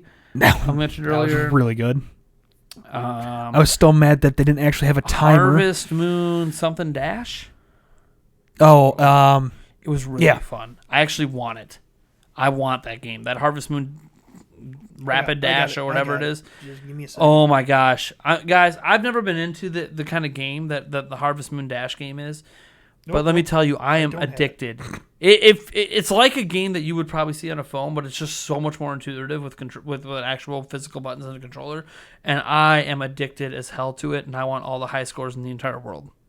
I'm not even like I need that game pumped into my veins. It is not going to be like a game of the year to me, but it's going to be like my most addicting game of this year whenever it comes out. I can do it this I showed Yulia a little bit of it. She's like, "Oh, I gotta have it." I'm like, "Yeah, I know. Yeah. We're gonna go crazy on this game. It is awesome. To me, it's like the perfect." It did kind of feel like a little bit like Overcooked in a way. Overcooked in a way. I didn't play Isn't it. it past your bedtime? I don't have a bedtime. Hon, when do we ever go to bed before midnight? So someone brought up Dr. Mario. Dr. Mario World's release date July 10th. I didn't do any videos on Dr. Mario World. I haven't even listened to the gameplay of it, so I assume it's just like Dr. Mario, but I have no idea. So, but yeah, it comes out July 10th. So that's not E3 related. It's just kind of something they announced this week. So, let's see here. Corey Bohms asking about Astral Chain.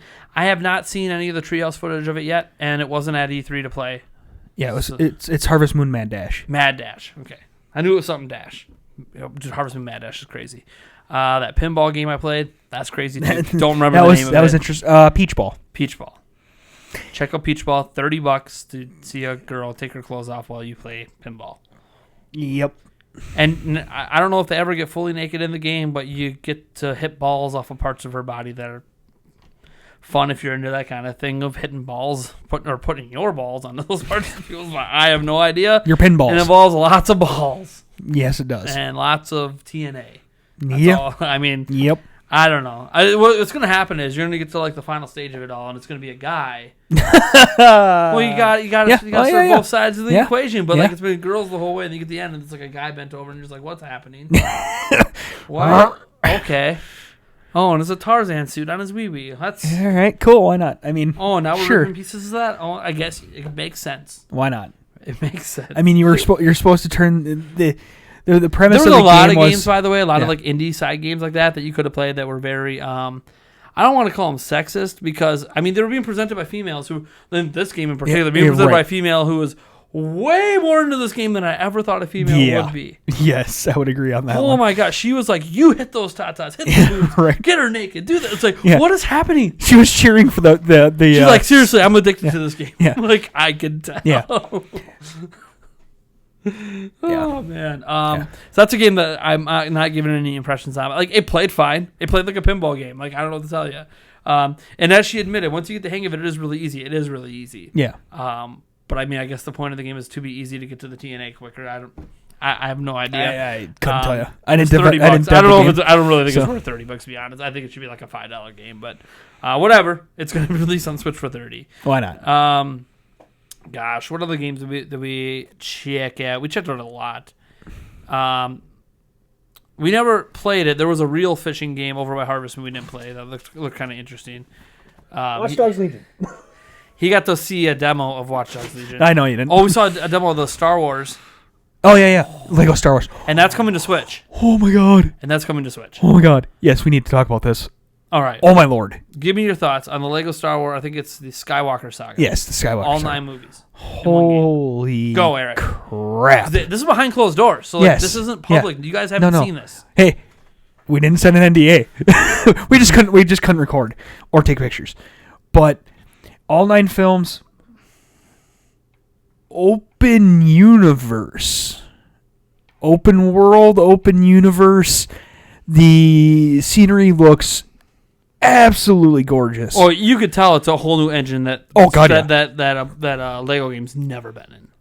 No, this is way more detailed than any Lego game I've ever seen. I mean, it's still got the humor, the everything that the Lego games have. There's voice acting in it, and more, which some people might not like, but they did mention after the fact that the voice acting can be turned off if you like the old like blah, blah, blah, blah, blah, like if you really were into that kind of comedy. But they do have actual voice acting if you want more voice acting, so that's cool. I like that personally. It tells me they're putting in the effort. I love effort. Thank you, Pokemon Company. The Lego people are doing it. Yeah. Oh God. 9 films in one, and it's not like set world. You can leave the planet. Yeah, you can go through. I think we went to Kashyyyk, right? Yeah. Yeah, there was 3 different places you can land. We started out in the Millennium Falcon. I'm grounded. Hold on. Yulia's like, you're grounded for not sharing the pinball naked story with you? It wasn't worth sharing. Yeah. Yes, honey, I hit my balls off of females' boobies. She was virtual, though, and they were virtual balls, not real ones. Right. There was no mushroom snapping involved, I promise. No. No, but I could have dropped a note on the actual story. I'm just kidding. Wait. I think we would have been. There's a reason. Like, we would have been Dr. Disrespected and kicked out of E3. Record gameplay of it, and I didn't talk. Until now, I didn't even talk about it on the channel because I'm like, what is there to? Yeah. It's not a game I think anyone's gonna care about. It's a. Oh, I think there's a very niche, very niche. Very very niche people who like TNA and pinball, I guess. Furries, maybe. Maybe. Kinda, sorta. I mean. I don't want to insult anyone for getting into it, so like I'm trying to think what kind of crowd would even be. I don't know. But maybe people think it's just funny. Yeah, Etika. When I think of someone who would be into this, I think of Etika. Yeah, Etika is the exact person I think that would be into Peach Ball. Yeah. See, because at least like Catherine Full Body, which also involves some scantily clad stuff going on. Like at least there's like a really nice game underneath all of it. Like this is just like straight up super easy pinball. Get chicks naked. Yeah. Like, this is Etika written all over this game. It's literally created for that guy, I swear. They might as well just call it Etika the game. Except at the end, after you win and get her almost naked, you got to have him pop up like, I'm a god. You're a god. It's okay. Lord. I don't have to worry about it because, like Etika, YouTube doesn't like him so much anymore. So, like, what's he going to do? Come after my channel for... He'll probably agree with me and be like, hey, you are a god. Thanks. Thanks. I'm a god of my own universe. Got it. Yeah. That's what you believe. Let's go. Why not? Anyway, so Millennium Lego. Falcon. Millennium Falcon. Oh. You start out in the Millennium Falcon. Oh my god. It looks so freaking good. And they emphasize so many times that they built the game brick by brick. And I'm actually wondering, like, if they actually, they have models of all the bricks, and they actually in the program clicked and dragged and actually built it all. Possible. Because they said it's the inside and out. Oh yeah, outside and in. So like, if you go in, it's not like they just like took a Millennium Falcon like thing and then just put Legos on. No. And it's like you go inside and it's all Legos inside too, because you don't know, you can do it. Everything's destructible. Mm-hmm. That was great. Everything. If it's made of Lego, you can destroy it. Yeah. Period. Mm-hmm. Like, and like you could be out in space and like all of a sudden a random destroyer shows up and you can land on it. Yeah. It's not even part of the story. You can go into it. It's not even part of the story. You can just land on it and go have fun. Yeah. Yep. I mean, yeah. I don't remember that happening in that movie. Yeah, Doesn't matter. Doesn't matter. Yeah, right. And I think all 9 stories are actually going to be because they showed a map. Yeah. And you were in the one area that had the 2 planets. I bet you, as you go story to story and you unlock each section of the map, you'll be able to free fly between everything. Everything's unlocked at the beginning. That was just at the demo. I know. But I think you'll be able to, and you said there's even more areas than what we saw on screen as we said at the time. So I'm like, I saw 9. I don't know. Are you teasing like Han Solo side movie stuff? Are you teasing? Maybe. I think he meant more than the ones that were unlocked. Oh, I think that's what he meant by that. All I know is it looks like you'll be able to free flow. Because there was only 2 sections of the 9 that were unlocked. Yeah. For the demo. Yeah. So I think he meant more to unlock. Is what he might have meant. All I know is amazing. Right. So you start out in the Millennium Falcon. We went to Kashyyyk, and there was 3 different places we could have landed. And they talk about the things we could have did there that they weren't showing off, like. Because one of them was extremely not family friendly. Apparently, like we would have went to the tavern. Apparently, like don't let your kids go to the tavern. There's some jokes in there that are not appropriate for kids. Is what he basically made it sound like. We don't know because we weren't there. But he made it sound like, yeah, we can go to the tavern, have a drink, and get drunk, and hear about these slave stories with Jabba the Hutt and like all stuff. And it's just like, oh, but he's like, but hey, we're not gonna go there for this demo. And it's just like he's kind of hinting like hint. It's kind of adult humor. I'm hoping it's more SpongeBob, where like.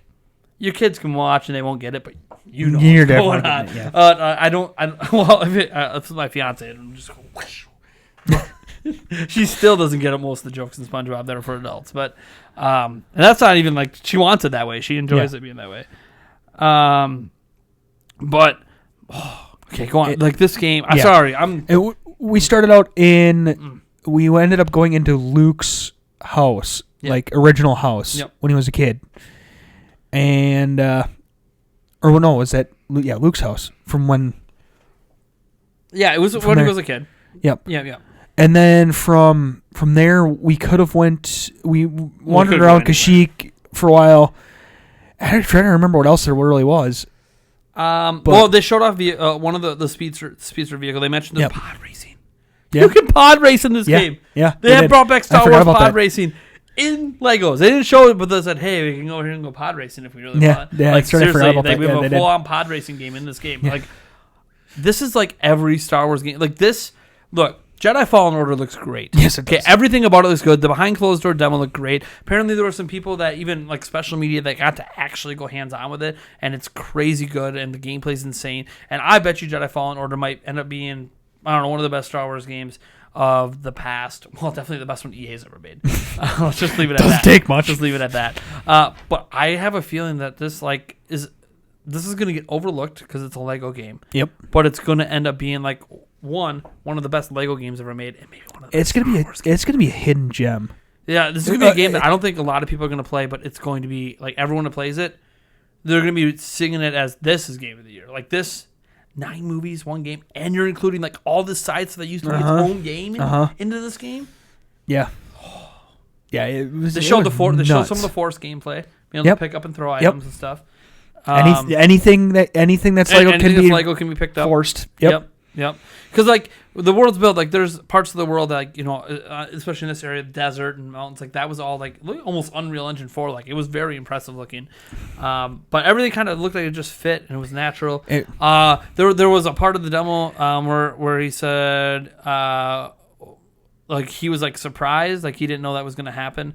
Something with one of the sand people. Oh yeah, no, he never saw. One of them came running out of a cave. And he's like, "Oh, I've never seen. I've never seen that one before." And then he runs off the cliff and yeah. And it's just like, well, I've actually never seen that one before. Right. And it's just like what he was trying to emphasize there is. There's a lot of living, things. breathing world that anything can happen. Like these people that are in the world are also like this isn't one of those games that nothing happens till you get there or till you interact. It's a living, breathing world where things are just happening regardless of what you're doing. And that to me is like this is sounding like The Witcher and Cyberpunk 2077, but Lego. I would pull out my pig mask again and say Watch Dog Legion, but the pig dog. They even showed like even C-3PO. Yeah, you could break his body up and run around with his feet. I loved his joke at the beginning though. It's like they broke him in half, and it's like, well, is that C3? That's CP or is that 3PO? Or it's like, oh my good lord. Yep. It's hard for me to explain it because there's only limited footage out there, but it was. One of the out of all of the behind closed door things that we could see, like we saw Psychonauts 2 as well. That looked good. Which we could talk about here in a little bit if need be. And it's not coming to Switch. It sucks. I know. But whatever. Xbox bought the studio. What are you gonna do? Yeah. I'm just happy it exists. To be honest, it's been so long since the first one. Right. This demo really wish it was hands down. Was really like here's the thing. The Jedi Fallen Order behind closed door demo was really cool, but it was kind of more of what you saw publicly. Yeah. So it didn't really tell you much. Like it really wasn't worth the wait if you just watched the 13-minute one. The extra 7 minutes. 5 hours of wait time. But this, we didn't have to wait that long for this one, but still, we waited 40 minutes maybe, 2 sessions, something like that. Session and a half, yeah. Whatever. It wasn't that long because it's 20 minutes each session, and it was impressive. It would have been more impressive if at the end we could have went hands-on like with Borderlands. You would have had a presentation then you go hands-on. Right. Because Borderlands 3, really good. I have no complaints. Really good. Of what I played, 0 complaints. It plays like Borderlands. It plays fantastic. There's a mech now. It's really cool. I can't, we got to play it on PC. Oh my God. With the controller on PC. Yep. It was great. I have 0 complaints about Borderlands 3. And I still like Luigi's Mansion 3 more. It's just more my kind of game. But honestly, I kind of want Borderlands 3 after playing it. Yeah. But that's a Lego game, man. Oh, God. Is there any other thing you guys want to know about from E3? I guess we could talk a little bit about booths. Which booth did you like in terms of just presentation? Oof. Luigi's Mansion. Well, I mean, that's all part of the Nintendo booth, though. Nintendo booth. But again, bias. I'm trying to bias, I'm trying to think of all the booths that we saw because we actually finally did get around everything there. Yeah. The thing is, the Fortnite one, I admit, was really cool because they didn't have the Fortnite bus. Oh, they had the Fortnite bus. They had these little things on the front that you can go take pictures Trampolines. of. They had a trampoline thing you can go jump on. They had a dancing area where you could dance and get merchandise. Yeah. They had a lot of stations to play it on, and honestly, it was cool. For for a company that bought the space and themed it around one game, it was the Breath of the Wild of this year, where it was really. Oh no, for sure. I will give it that one. Yeah. And that's the thing. It's that's the other one. And that was a relatively large booth too. Yeah. Well, I'm not surprised. Fortnite's huge. Yeah. So and the thing is, I know it's not exciting because it's not like a new game, and just in terms of the presentation of the booth, that booth was awesome. Mm-hmm. And that one booth, the fact that it reminds you of the Breath of the Wild one, which was one of my favorite ones ever. It's kind of man, Nintendo, Luigi's Mansion was cool. Pokemon was really nice. The Pokemon area was kind of... It was nice. It was basic. Yeah. It's, hey, come in, Pokemon are on the wall. Okay. Yeah. I mean, okay. It really wasn't anything fantastic. Luigi's Mansion, they tried to put you in the game. Pokemon, maybe that's the point. Maybe. Pokemon. They tried to make it feel like you were in a stadium. But it really didn't feel that way. No, it didn't. At all. But I think that was their goal. Their goal. But because if you look at the one side of the wall, it was definitely like a stadium seating type thing with Pokemon and people and just very repetitive. And I was like, oh god, Lord, okay, yeah, sure. But it was cool. And then the other Nintendo area, I guess you could call Zelda as an area because it had that was pretty cool. It had its own little presentation thing. There was 3 islands that had, or 4 islands. Yep. And they all had a little diorama of Link's Awakening going on, which was really cool. That was really cool, too. I haven't even put footage of that up yet. That'll be in the mega vlog, which I hope to have up at the end of this week. I started going through it today. So there's that, and then they just had kind of a general section of, hey, look, here's a bunch of stations to play different games. Mm-hmm. And yeah, they had a big screen. They had a big art for Link's Awakening, and then they had a big screen that was just replaying trailers from the Nintendo Direct. I think it was basically almost just replaying the Direct. Well, no, I mean without the in between. It was just back-to-back trailer, which is fine. So I thought the Nintendo booth was definitely one of the most interesting ones because it was essentially 4 sections, which was really cool. Yep. It was 3 sections with the section for Zelda. Zelda was its own section. There was a ton of demonstration that had its own dioramas, art. They resectioned it into its own section. It always was. You just exit back out into the other section. Yeah. They just didn't think the lines for Zelda very well. Actually, I liked the way they did it the first day. It was easier to get in line. Yes, it was.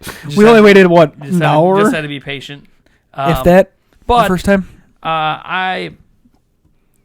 Freaky Deaky, the Lego Star Wars game, it doesn't just seem cool. Oh, no. It seems like it might be one of the best Star Wars games I've ever played in my life. Yeah.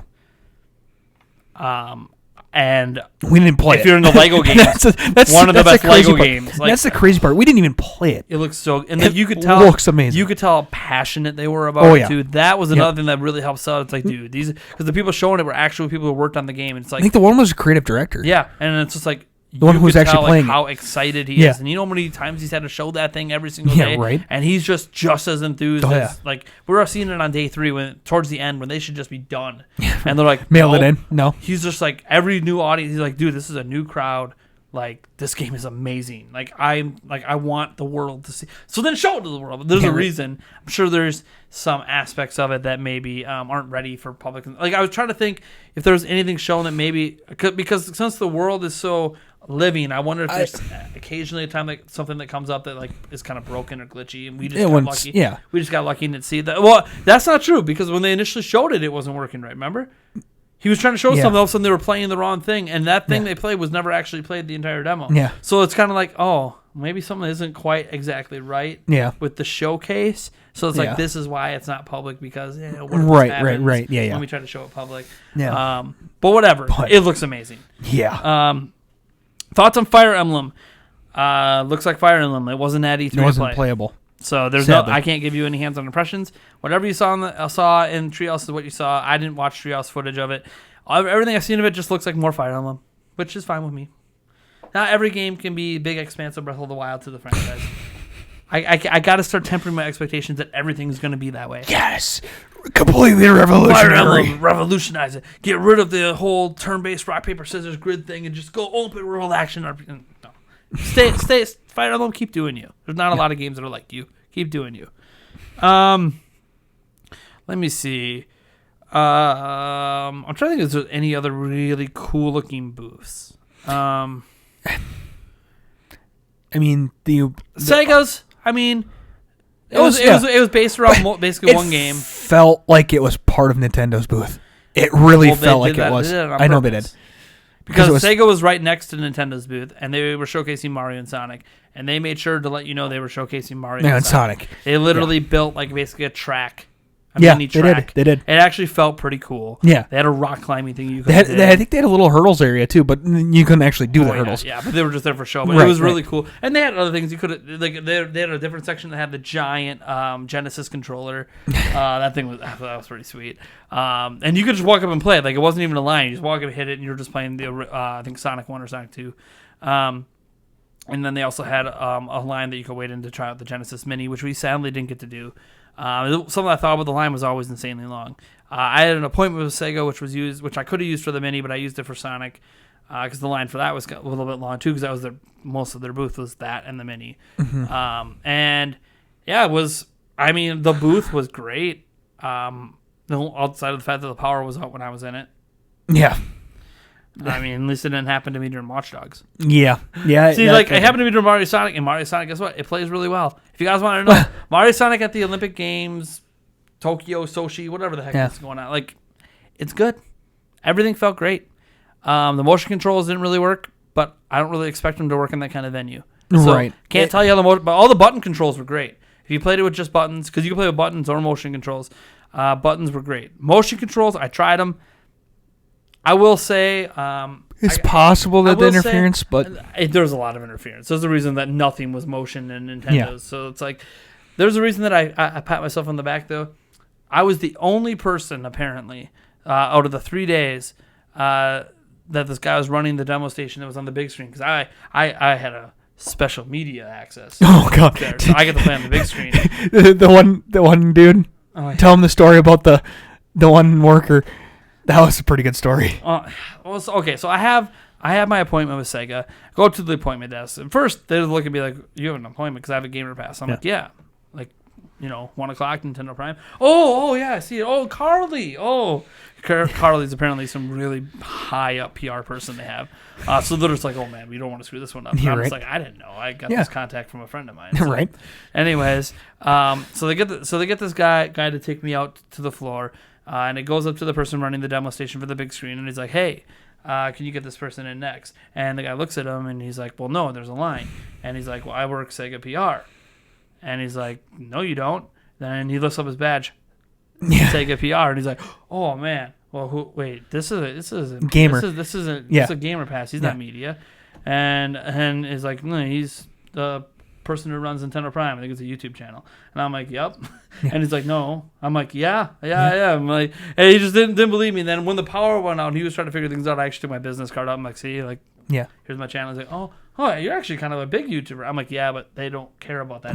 No. You could be like, even like Bob Wolf doesn't get in with like anything with game. Well, actually, he was media this year. Bob Wolf did get media this year, but he wasn't last year. It's like, they're crazy. With their restrictions. So anyways, the game's great with the button controls, and the motion control, the archery. Yeah. So I refuse to do archery with button presses. It looks too easy. Yeah. If you're gonna do the archery in the game, you do motion. Because that adds the real challenge. Yeah. Because otherwise, you're just moving the cursor around, just hitting a button. No. Do motion. Let me tell you, it does not work like Wii Sports Resorts, but there is wind, distances, loft to take in. It just isn't exactly the same. It's not quite like Wii Sports Resort was almost better. Mm-hmm. But despite the finicky controls and me going like this and then having the cursor stay still and going like this, and then me going like all the way this way, not even looking at the screen, and then the cursor finally moved a little bit, I literally was turned around backwards and hit a bullseye. I looked over my shoulder and I was like, I think that's good with the wind. Bloop, bullseye. He's like, dude, you just got the high score. I'm like, even over the button presses? I'm right. Although I told you, Nintendo Prime. All those years playing Wii Sports. All those years playing Wii Sports.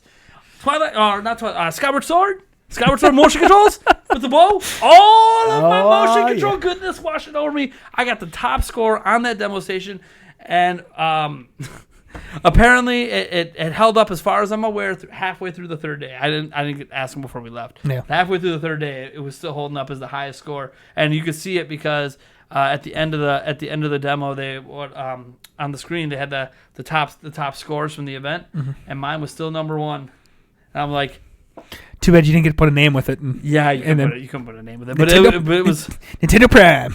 But like, and you could see because one time I walked by and someone else was trying the motion controls and just sucking with it.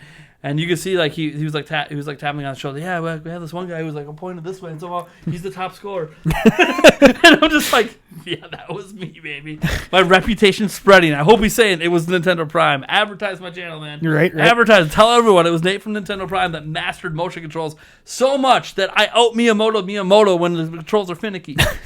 When he showed off Skyward Sword and he couldn't get things to work right, he just had to turn around backwards. He had to turn around backwards, yes. It was, oh man, it was crazy. I still can't believe. That's the thing. I think under normal conditions it works fine.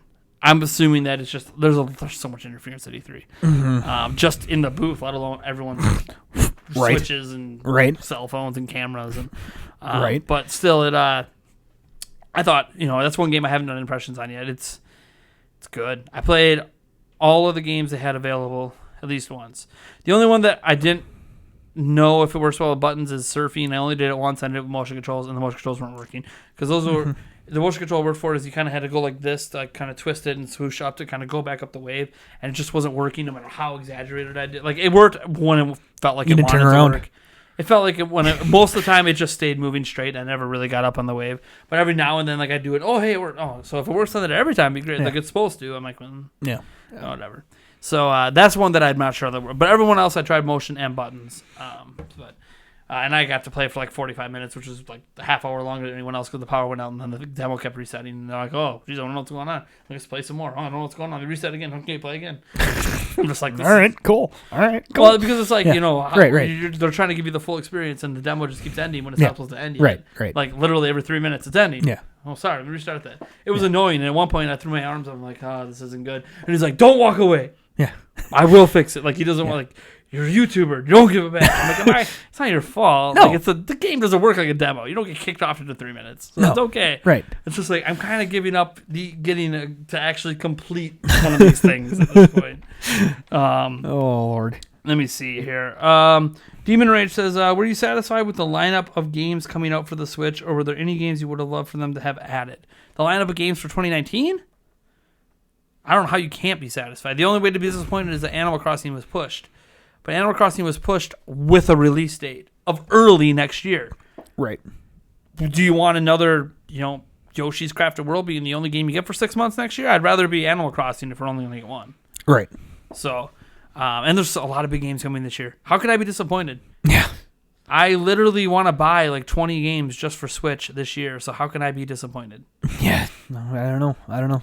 I mean, there's 3 of them right here. Yeah, right. Luigi's Mansion, Link's Awakening, and Pokemon. And this isn't even getting into Fire Emblem or Marvel Ultimate Alliance 3 that I really want to get now that I've played it. So good. Astral Chain looks phenomenal. Like Didn't the get to play games go on and on and on that I really want. So like Hollow Knight Silksong was fantastic. New Super Looked Lucky interesting. Tale. Yeah, that one again. I liked the it. list goes on and on and on. Yes. No. Oh, I mean, like, were there any other games you would have loved to have seen? All of them. At the show floor, I would have liked to see all of the games playable, of course. But any games I would like to see. I mean, come on, they announced Breath of the Wild 2. Yeah. I mean, right.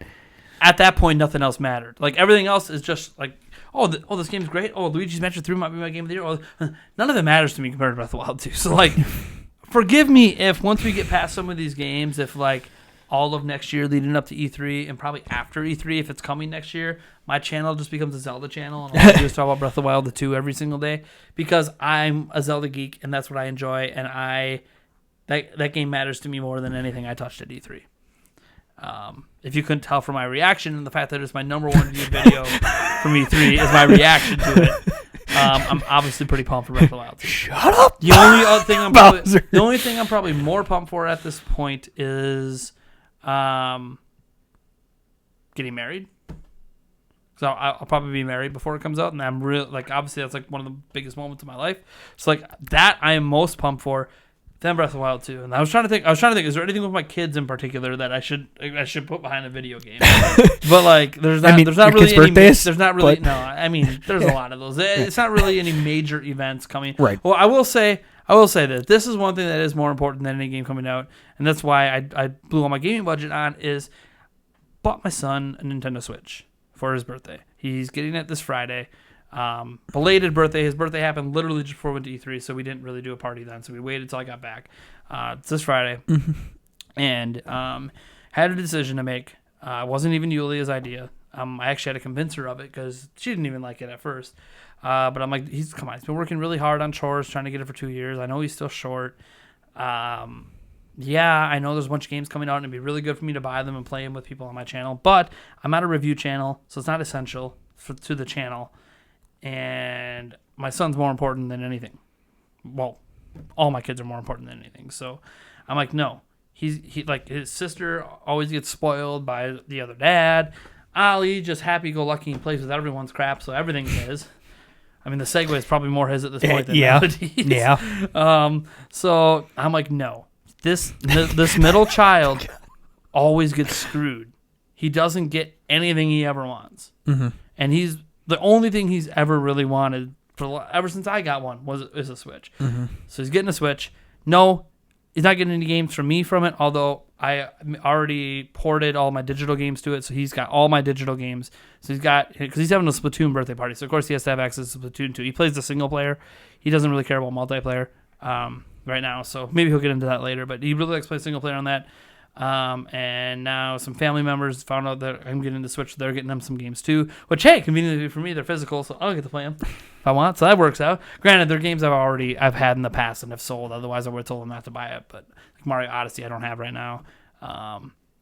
New Super Mario Bros. U Deluxe, I never bought that one. So if they get in that one, that'd be one that I haven't had, at least on Switch. So, yeah, that his reaction to that is probably going to be more important to me. Yeah. You guys saw my reaction to Breath of the Wild. His reaction is going to be like the N64 kid. You guys remember the N64 kid? Like, it's one of the greatest reactions to a kid receiving a video game console I've ever seen in my life. There's been kids that have tried to imitate it, and it's never been as good as the original. I think this is going to be an N64 kid moment. Mm-hmm. And I'm going to make sure to get it on film. And if it's that great, you guys know how it'll be uploaded. Don't worry. Don't worry. If he's going nuts. And there'll probably be some other, I'll maybe throw in some pictures of some other things from the Splatoon party, the cake and he may even tell Doug Buzzer to shut up. He has no expectation this party. He picked it to be Splatoon. And until he said that, I didn't know that I was going to buy him a Switch. Then he said it, I'm like, I gotta get him one. Yeah. I can't let my kid have his first video game themed party but not actually have the ability to play that video game. Mm-hmm. I mean, without using my stuff. So I'm like, no. You're getting your Splatoon. Like, I got him the Splatoon Joy-Cons for it because, the Splatoon Special Edition Switch is, like, not out of stock, so you can't get that anywhere. But, yeah, and I'm skinning the Switch. I'm skinning it with a Splatoon 2 skin. Oh, it's going to be great. Someone said, I hope we get to see the trilogy for Metroid Prime soon. I mean, I really don't care at this point. There's so many other games coming out that I just don't care. Yeah. It'll come when it comes. I'd like it to be an early 2020 game. I'd like it to be another game to kind of fill out that first 6 months next year. And it could be. Still could be. Like Nintendo announces games and Nintendo Directs all year long, so there's still time for that to get announced. I think with everything else at E3, I know it would have been hyped, but let's just be honest. Breath of the Wild 2 dwarfed it anyways. Oh, geez. A trilogy of amazing games or Breath of the Wild 2? How did we not even talk about Banjo coming to Smash? Because there isn't anything to say other than Banjo's coming to Smash. Yeah. It's actually making me get Smash. Yeah, I guess we saw some. It's actually making me get Smash. I found a reason to get Smash. Yeah. I'm going to tell you, if you don't have Smash Bros. When Banjo lands, oh, God. I'm going to have to find the biggest wiener in Wisconsin and slap you with it. So the Oscar Mayer Wienermobile? Yeah, probably. Gonna have to smack you with that Wienermobile because, my gosh, we've been waiting for it our whole life, right? And you aren't prepared day one? Yeah, right. Get out. I'll look at you and be like, how much money you spent on fast food the last week? Shut up, what? Yep. Right? Well, I don't know. With my shoulder, and if I need surgery, I may not have the cash to do it. That's true. Ugh. Probably. But probably have surgery. I don't know. You don't even know what your deductible is, dude. 2,500. Oh, that's not too bad. I mean, it's a lot of money. But it's maximum of $7,000 out of pocket, so. Yeah. Move to Canada. No shiz. Move to Canada. This is the kind of surgery I'd feel confident Canadians can handle. I feel confident Canadians can handle anything. Sorry. Now, South Park's just making me say some mad things. Demon Dragon says, I was there watching the live stream. Love the reaction to the N64 Golden Years. You think they'll do an N64 Mini? I have no idea at this point. Hope so. Reggie said last year that they're not doing any more classic systems. Who knows? They say that shiz all the time. If they actually had N64 games on their online thing, okay, but they don't, and they don't sound like they're coming anytime soon. We still don't have an announcement for SNES, even though it's been in the code base forever. So it's like, okay, so we're at least another year away from the N64. They could have did a mini this year, a classic, and easily just dominate. They still might, because remember, 3DS, I know they're standing by it, it still matters. Oh, we're going to still support it by not releasing any games for it. Right. So 3DS is basically dead. I wouldn't be surprised if they end up releasing it this fall just as like a replacement. Because they don't have a lot of time from announcement to release for these. It's usually like a month. Right. They drop it, announce it, and then it's out in a month. So I think it still could happen just because they might realize internally N64 is a long ways off. 3DS, well, this will help make up for that. Mm-hmm. So what I wouldn't expect is to see SNES and NES classics to come back, at least not right now. I think they will come back eventually.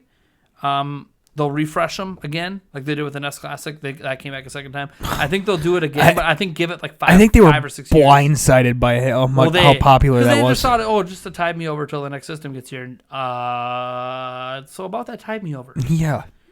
That's the reason why that one came back. People want these. Yeah. So I do think an N64 Mini or whatever could come, or a Classic or whatever they call it, but... I know all we know is officially last word says there was no plans, but plans change. Plans change. Again, it's Nintendo. And Doug Bowser's in charge. He'd be like, "Look, I worked at EA. Milk that crap." Honestly, but the thing is I'm okay with that milking. What is it? They stopped making the NES and SNES Classics, and they still sold out. Yeah. So there's still more demand than their product. So it's like, yeah. I think it's something you should just always have available. Mm-hmm. In small quantities. Mm-hmm. Always. People always want these. Like, they're like all the, like now we have the Sega one coming. The PlayStation one oh God. Shouldn't even exist. Fries. I guess fries where they had 50 of them. For $30. Banjo's been a beloved character, and to finally see him added made my childhood again. Conker's next. Oh, dude. Oh, that'd be sweet. If Conker comes as part of all this as well, I mean, then that's it. I don't need. This is the final Smash. I literally need no other Smash game ever. Right. Unless Banjo and Conker are also going to be in those ones. Right. They carry over the roster. Yeah. I don't think they'll ever have a roster this big again. No. So no. You wonder if they'll ever have a virtual console for Switch? Nope. They said virtual console has been replaced by the Nintendo Switch Online service. And that NES app, and probably a SNES app, and then probably an N64. Let's not get ahead of ourselves. The generation might not last long enough for us to ever get to N64. But we haven't. Not with the way they're moving now. We haven't even gotten to SNES yet. We're like 2.5 years into the Switch's life system, and we're still not at SNES. How many NES games do we have? I know we're only like 8 months, I think, into the actual thing being launched, but they're almost out of like the high quality NES games, and still haven't even announced it's coming at some point. We know it is. It's in the code. Data miners have found the games, and we kind of know what are going to be there, but at launch anyways. But it's like, when? How? I don't know. Are they just saying you found it? Well, guess what? You're going to have to wait now because you ruined the surprise. And at least, I don't know. This is kind of like, maybe this is the lazy part of Nintendo. Everything to do with online, that's Nintendo's Game Freak. Yeah. That's Nintendo's Game Freak. Just taking it smooth and easy. People are going to get it anyways to play that. Well, they have to play that Smash, to play Luigi's Mansion online. To not be able to save their Animal Crossing data. Have something to say about that. To not be able to save. The reason that people mess with the clock. That's half the fun. Right. People mess with it in New Leaf. They mess with it on that's what you do. Yeah. I get that it's online and you have friends. And, who cares? Leaderboards, man. Everyone. It's all about the leaderboards. Everyone messes with the clock, and that's what because not all of us are available to play it, and we don't want to miss events, so we mess with the clock. Right. I don't want to stay up till 3 a.m. to just catch a random lightning bug. Man. I have to work the next day. Sorry, I couldn't stay up till midnight for the New Year's event. Random lightning bug that you can only catch at Or you know what? It's a New Year's Eve, and I actually am doing something for New Year's Eve. Yeah, right. So I'm not playing Animal Crossing at midnight. Right. Well, it's portable. Bring your Switch. Yeah, that's what I'm thinking at midnight as I'm out with friends in the bar having some drinks, and I'm thinking, Hold on. Time out. Oh, instead of me taking the shot at midnight, instead of me, holding and kissing my fiance, Switch. I play this event. Give me 10 minutes. Part of me thinks you'd be castrated. I don't know. If she's already drunk, then maybe she won't even notice. Maybe not. I could tell her, hey, it's how come no one's counting? They're all drunk on. Hey. Hey. Just need the bartender to do it with me. Yeah, right. Conker's entrance should be him cutting the Smash Ball in half with his chainsaw, wearing his soldier outfit, smoking a cigar, saying, "You didn't forget about me." Did you? I can't say the word. Yeah. Or just him. No, what it should be is the Smash logo is on fire, and then the fire gets put out by him pissing on it off screen. Oh yeah. No. I mean, come on. That's totally a Conker thing, and then he just kind of falls in drunk. Yeah. Right. The end. Conker's and Smash. Right. Oh, it'll never happen. But that's what I love about Conker. He's just such a stereotypical drunk guy. It's awesome. Uh-huh. And he somehow just wins. It's great. No. Hits people with frying pans. No. The ultimate smash is the flower. The big boobs with the kaboom. I don't know if that would ever make it in. I think there's a higher chance of something from the Great Mighty Pooh makes it in the final smash than the flowers. The Great Mighty Pooh, the final smash, comes up and starts throwing crap at everybody. Oh, that was a bad idea. Worth it. Dang Great Mighty Pooh. Worth it. All right, so there's not really a lot of other questions coming in for E3, which is A-okay. I think we did a good job kind of talking about a lot of our experience. Again, there's so much that happened. It's hard to really go through everything, but and the Brewers lost. That's sad. They did. Oh, good God. Anyways, I could talk about E3 for hours and hours and hours, but reality is, apparently it's past my bedtime like an hour ago. So, thank you guys for tuning in. This is episode 109 of the Nintendo Prime Podcast. Again, it's going to be live immediately after the fact, as soon as they're done processing it.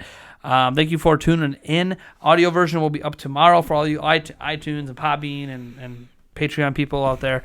It'll be up on NintendoPrime.net, I'm sure, tomorrow as well, or if not, the next day. More than likely tomorrow. As long as I get the audio up in time. Also, as well, be sure to check out NintendoPrime.net. We will be putting regular news updates out there every day. I know it hasn't happened since we got back, but I was kind of in recovery mode. Yeah. Now I'm back. I got a couple videos out today. Got the podcast out. Kind of back in my flow. So now tomorrow I'll start throwing in some website news and stuff like that. I'll get my laptop screws put back in my laptop. Oh, yeah. I kind of forgot about that. Because I'm pretty much going to post most of the news from my laptop upstairs. Yeah. Anyways, it's been awesome. It feels great to be back at this desk, baby. Right? This beautiful desk. 2019. And hey, that's an E3 shirt. It is. Isn't it nice?